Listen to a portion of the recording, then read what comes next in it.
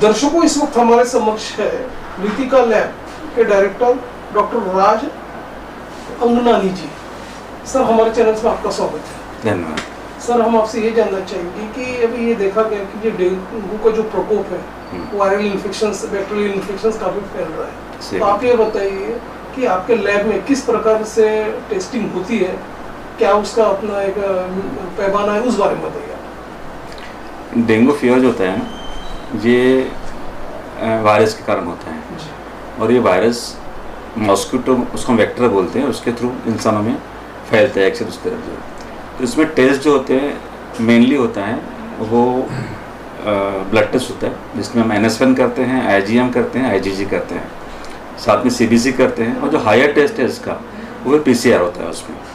लेकिन मेनली जो इसमें होता है NS1 होता है। NS1 यानी नॉन स्ट्रक्चरल प्रोटीन होता है एक प्रकार का, और ये मेनली सेकंड डे से लेकर फर्स्ट डे तक पॉजिटिव आता है जो NS1 होता है, और जो IgM होता है उसके बाद पॉजिटिव आता है। IgM एक प्रकार की एंटीबॉडी होती है जो बॉडी में बाद में प्रोड्यूस होती है आफ्टर NS1, और उसके बाद जब पेशेंट ठीक हो जाता है, अगर मान लो पुराना इन्फेक्शन है, उस केस में IgG की जाती है। तो ये फर्स्ट लाइन ऑफ टेस्ट होती है। साथ में हम CBC में देखते हैं कि उसमें CBC में TLC कम हो जाता है पेशेंट्स का, साथ साथ में प्लेटलेट्स भी कम हो जाते हैं। तो कंबाइन करके साथ में जो पेशेंट के सिम्टम्स होते हैं इनमें, जैसे डेंगू फीवर में क्या होता है, ये वायरल फीवर है एक्चुअली, तो इनमें कॉमन, किसी वायरस में कॉमन रहता है कि बुखार आना, पूरे बॉडी में सर दर्द होना, ये कॉमन बात है। पर डेंगू में मेन जो चीज़ मिलती है, जो बाकी वायरस से अलग मिलती है, एक तो आंखों के पीछे, जिसको रेट्रो ऑर्बिटल पेन बोलते हैं, वो मिलता है। साथ में रैशेस बोलते हैं हम लोग, यानी ऐसे लाल नाम के चट्टे दिखते हैं बॉडी के अंदर, ये कॉमनली दिखते हैं। अगर वो देखते हैं तो आपको तुरंत डॉक्टर से कंसल्ट करना है। जो टेस्ट मैंने बताई है NS1, आप किस फेज़ में है उसके अनुसार डॉक्टर आपको टेस्ट बताता है कि अभी NS1 करना है, IgM करना है, IgG करना है, CBC करना है, और कंफर्मेटरी PCR टेस्ट करना है, नहीं करना है, वो डॉक्टर आपको बताता है उस चीज़। सर, जो कल्चर आप यूज़ करते हैं पर्टिकुलरली, तो आप ये बताइए कि आपकी जो डायग्नोसिस रिपोर्ट जब आती है, हाँ। उसके बेस पे डॉक्टर तय करता है कि इसमें प्लेटलेट्स कम है, क्या है। हाँ। तो आप ये बताइए, तो जो डॉक्टर जो चेक करता है ये रिपोर्ट के बेस पे, हाँ। तो वही एक्चुअली सही रूप से वो डायग्नोसिस उसी से होता है कि कोई और भी कोई प्रोसीजर से होता है? देखिए, नॉर्मली किसी पेशेंट में डॉक्टर जो होता है पहले हिस्ट्री लेता है कि आपकी हिस्ट्री कैसी है। पेशेंट अलग अलग आते हैं, बट नॉर्मल अभी जो समझो फॉर एग्जाम्पल हम एक सीजन चल रहा है, इसमें डेंगू ज़्यादा आ रहे हैं, तो उनके माइंड में आता है इनको क्या क्या बीमारियाँ हो सकती है। तो ब्लड टेस्ट तब की जाती है कि डॉक्टर के माइंड में 3-4 डायग्नोज अलग होते हैं, उनको कंफर्म करने के लिए डॉक्टर टेस्ट करवाता है नॉर्मली। बट कंफर्मेशन जो एविडेंस है वो टेस्ट से होगा ना। हिस्ट्री से हम बॉडी के अंदर, ब्लड के अंदर क्या हो रहा है, पेशेंट डॉक्टर को समझ में नहीं आएगा। जब तक उसका प्रूफ हमें ब्लड में नहीं मिलता तो कंफर्म नहीं कर सकते, और कंफर्म होने के बाद हमारा क्लियरिटी मिलती है हम किस टाइप की उसकी ट्रीटमेंट की जाए करके।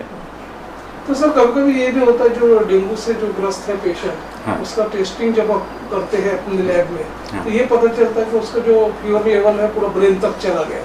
हाँ। तो ब्रेन की भी इस प्रकार कोई टेस्टिंग होती है क्या?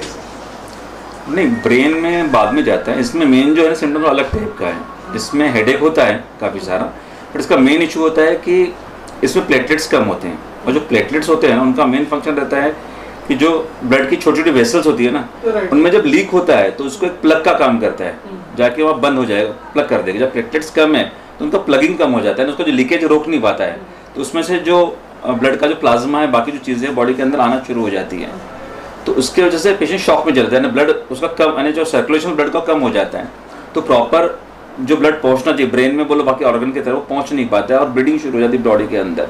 वो इसमें मेन डेंजर है। ब्रेन का बाद में तक ब्लीडिंग ब्रेन में होती है, तो एंड में कोई बीमारी में वो हो सकता है। बट इसका मेन सिम्टम जो होता है लीकेज होता है, और शॉक ये यानी खतरनाक सिम्टम माना जाता है डेंगू में। कभी कभी जो टेस्टिंग में ये भी रिपोर्ट आता है कि छाती में पानी भर गया, ये सारे एग्जैक्टली मैं वही बोल रहा हूँ। जैसे इसमें लीकेज रोक नहीं पाता है प्लेटलेट, मान लो, तो छाती में पानी आ जाएगा, पेट में पानी आ जाएगा, क्योंकि ब्लड वेसल से पानी बाहर आना शुरू हो जाएगा ना उसमें।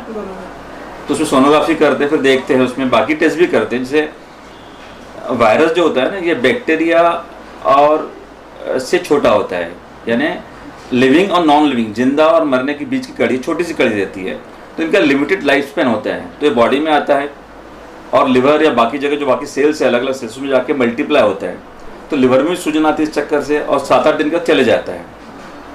तब उसमें बाकी टेस्ट भी इंपॉर्टेंट रहती है, जैसे SGOT हो गया, SGPT हो गया, जो लिवर के एंजाइम्स हैं वो भी इसमें इंपॉर्टेंट हो जाते हैं चक्कर में। सर अभी ये जब कोविड था तो कई प्रकार के टेस्टिंग होती थी, RCT होती थी, ये सारी की सारी इमीडिएट उसका रिपोर्ट आ जाता था एक दिन के बाद, 1.5 दिन के बाद। तो अब ये बताइए जैसे डेंगू में जो टेस्टिंग रिपोर्ट है, इसको सामान्यतः कितना दिन लगता है, कितने आवर्स लगते हैं उस बारे में? 1 घंटे में रिपोर्ट दे सकते हैं, आराम से दे देते 1 घंटे में, बहुत जल्दी यही हो जाता ना।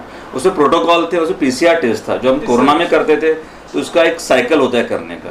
उस टाइम वर्कलोड बहुत ज़्यादा था। अगर आप देखें कोरोना का जब पेशेंट कम है तो हम 3 घंटे में 3-4 घंटे रिपोर्ट हो जाता है कोरोना का भी। उस टाइम जो बात करें उस टाइम बहुत पेशेंट थे और लैब लिमिटेड थे, मशीन्स लिमिटेड थे हमारे टाइम में, तो इसलिए वो लेट हो जाती थी चीज़ें। शहर और विदर्भ के दर्शक डॉक्टर राज अंगनानी सर, जो कि आप ऋतिका आपका लैब है, आपको हमारे दर्शक लाइव देख रहे हैं, इवन आपका लैब का फ़ोन नंबर और आपका एड्रेसेस हमारे स्क्रीन पर फ्लैश हो रहा है। उसे देख के हमारे जो दर्शक है, जो पेशेंट है और जो भी हॉस्पिटल के और भी जो मैनेजमेंट वाले, वो भी आपको कभी भी अप्रोच कर सकते हैं नंबर को देख के। तो सर आप ये बताइए कि कितने प्रकार की टेस्टिंग अपने लैब में होती है, उस बारे में थोड़ा बताइए।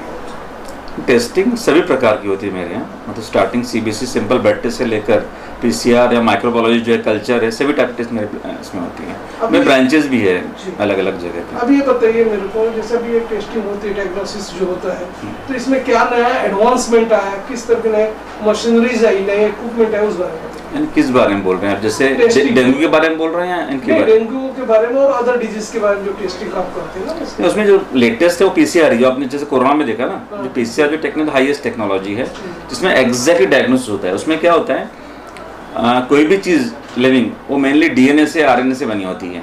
वो बेसिक आप सुना होगा, DNA सबने सुना है जब हम पढ़ाई करते हैं। तो PCR में क्या होता है, DNA में 2 धागे होते हैं, थ्रेड हम बोलते हैं, 2 टाइप के राइबोन्यूक्लिक। तो उनको पहले ब्रेक किया जाता है हायर टेम्परेचर पे, और उसमें हम न्यूक्लियोटाइड्स डालते हैं। मतलब एक सिंगल भी अगर बैक्टीरिया वायरस भी है तो 2 घंटे में उसकी करोड़ों कॉपीज बन जाती है। तो एक सिंगल भी टेस्ट उस पेशेंट देती है, हाईएस्ट सेंसिटिव हम बोलते हैं, वो हाईएस्ट एडवांस टेस्ट है पूरी की पूरी इसमें। इसलिए अगर डेंगू भी 100% कंफर्म करना है तो आपको PCR करना पड़ेगा। और बाकी जो टेस्ट उनके लिमिटेशंस है, वो 90% सही हो सकती है, 95%, 100% सही नहीं हो सकती है। 100% सही मोस्टली एंड 99.90% सही वो PCR होता है। सर कॉर्पोरेट क्षेत्र में भी अपन देखा गया है, जो हॉस्पिटल से कॉर्पोरेट सेक्टर के जो हॉस्पिटल में, उसमें भी अत्याधुनिक लैब आ गई है, नई मशीनरीज भी आ गई है। सही बात है। तो उसे देखते हुए आपके यहाँ पे किस प्रकार के, मतलब स्टेट ऑफ द आर्ट ये सारी टेस्टिंग चीजें अवेलेबल, उस बारे में बताइए। हमारे यहाँ सेकेंडरी लेवल और कुछ टर्शियरी लेवल की है। जैसे नॉर्मल एक बेसिक लैब में होता है, उसमें बायोकेमिस्ट्री और हेमेटोलॉजी और बेसिक टेस्ट होती है। उसके बाद में हिस्टोपैथोलॉजी, माइक्रोबायोलॉजी आता है। उसके हायर जो होती है PCR टेस्ट होती है। तो हमारे माइक्रो, हिस्टोपैथोलॉजी जो बेसिक जो भी टेस्ट है, प्राइमरी सेकेंडरी लेवल की, और कुछ टर्शियरी लेवल टेस्ट हमारे होती है। और उसकी हायर टेस्ट है, मान लो जैसे हम जो बहुत रेयरली मेरे पास आती है, नागपुर में रेयरली आती है, वो हम फिर बाहर भेजते हैं, बॉम्बे या दिल्ली इस जगह भेजते हैं।